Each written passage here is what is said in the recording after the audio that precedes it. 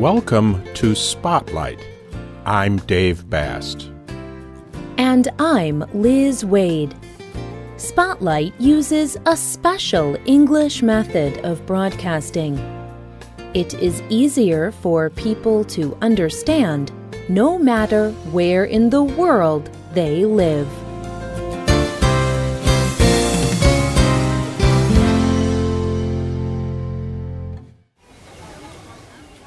Peter Menzel and I invited ourselves to dinner with 30 families in 24 countries.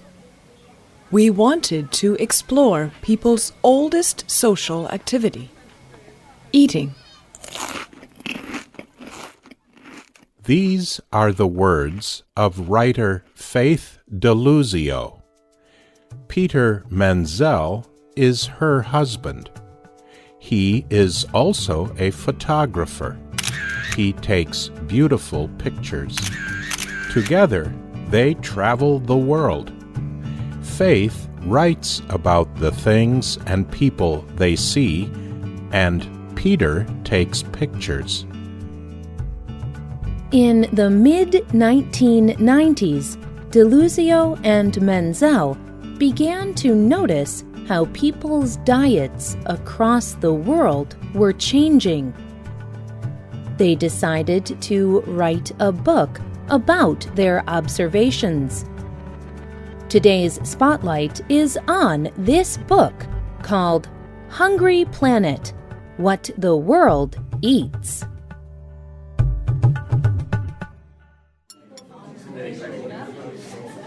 Food is a very important part of family life. It is part of everyone's history and culture. Faith Deluzio and Peter Menzel wanted to show how diet affects health and culture, and they wanted to present this information in a beautiful way. In their book, Faith explains. To learn more about how diets are changing, we watched normal families all over the world. We watched as they farmed, shopped at the market, cooked, and ate. At the end of each visit, we created a picture of the family. In the picture, the family is surrounded by all the food they normally eat in 1 week.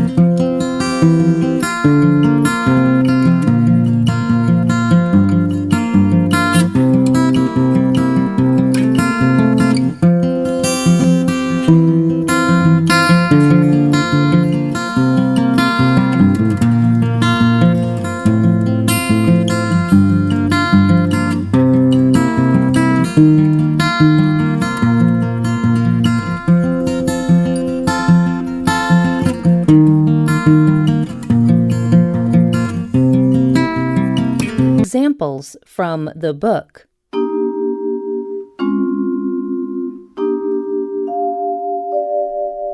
The Medzin family lives in Cap Hope village in Greenland. 5 people live in the home. They spend $277 each week on food. They also hunt animals to eat fresh meat. These are animals that live in ice-cold water, such as polar bears, walrus, and Arctic geese. Many people in Greenland hunt these large animals for their meat. The Mendoza family live in Todos Santos, Cuchumantan, Guatemala. 8 people live in the home. They spend $25 a week on food. The Mendoza family only eat meat less than once a week. They spend most of their money on fruits and vegetables like bananas, zapote, passion fruit, avocados, green beans, and red chili peppers. The Al-Hagan family lives in Kuwait City, Kuwait. 8 people live in the Al-Hagan home. They spend $221 on food each week. Much of the food they eat is imported from other countries. They buy it at a Western-style market. The Revis family live in North Carolina, in the United States. There are 4 people in the family. They spend $342 each week on food. They spend a lot of their money on fast food from eating places like McDonald's, Taco Bell, and pizza places. The Abu Bakr family is from Darfur, Sudan, but they live as refugees in the country of Chad. Jamia is a single mother. She has 5 children. The family spends a little over $1 on food each week. Food does not cost as much here as in some other places. In other countries, where food costs more, this amount would be equal to about $24. Most of their meals are a thick liquid porridge made from the grain sorghum. Jamia also receives food aid in her refugee camp. Some days the family lacks food. They must make difficult decisions. They must decide who gets more food and who gets less.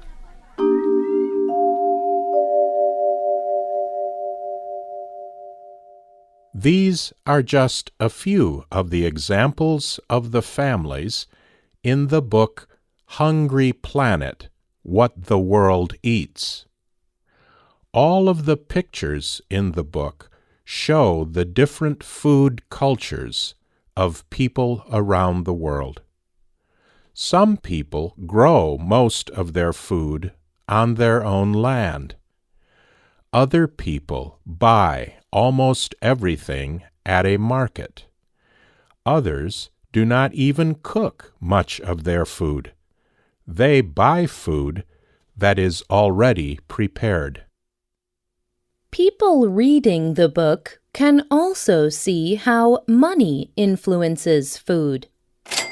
Some families have enough money to eat any kind of food they want.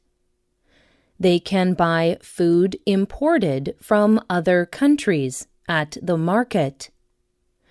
But many people must eat only what grows in their own area depending on the season. Some families eat a large amount of food, and other families must divide a limited amount of food. The book, Hungry Planet, What the World Eats, is not about food politics. The book's authors, Deluzio and Menzel, are not exploring why hunger exists in the world. They are only sharing what they experienced. The purpose of the book is to help people understand how other people live. The book also encourages people to look at their own family and how they eat. Remember the Rivas family from the United States? After seeing their picture in the book, the Rivas family felt shame about the food they were eating. Mrs. Rivas told Deluzio and Menzel, "Everyone in our family felt very troubled by the large amount and kinds of food on the table for the picture. Before my son eats something now, he will say to me, 'Mom, how healthy do you think this food is?' That never happened before."